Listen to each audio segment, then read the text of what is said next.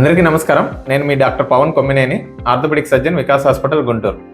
సాధారణంగా 60 సంవత్సరాల తర్వాతే మోకాళ్ళ అరుగుదల గురించి ఎవరైనా మాట్లాడుతూ ఉంటారు. కానీ ఈ రోజుల్లో ఏంటంటే 40 సంవత్సరాలు దాటగానే చాలా మంది హాస్పిటల్కి వస్తున్నారు. ఎక్స్రే తీసిన తర్వాత అంత స్పష్టంగా మోకాళ్ళ అరుగుదల అయితే ఉండదు, కానీ అది మోకాళ్ళ అరుగుదలకి బిగినింగ్ స్టేజ్ లాంటివి. సో వీళ్ళందరికీ ఏం చెప్తాము అంటే, మొదటి దశ నుంచి 4వ దశకి వెళ్లకుండా ఉండడానికి వారు కొన్ని జాగ్రత్తలు తీసుకోవాల్సి ఉంటుంది. ప్రత్యేకంగా ఆ జాగ్రత్తలు ఏంటంటే, ఒకటి, కండరాలని రోజు ఎక్సర్సైజ్, వ్యాయామాలు కనుక చేసుకుంటూ ఉంటే వాటి వల్ల జాయింట్ మీద ఒత్తిడి అనేది తక్కువగా ఉంటుంది. 2, ఎక్కువసేపు నిలబడకుండా ఉండేటట్టు చూసుకోండి. స్టూల్ మీద కానీ చైర్ లో కానీ కూర్చోడానికి చూడండి. 3, రోజు దినసరి వ్యాయామం లాగా వాకింగ్ అనేది ఒక 10 to 15 మినిట్స్ అయినా క్వాలిటీ వాకింగ్ ఉండేటట్టు చూసుకోండి. 4, ఫుడ్.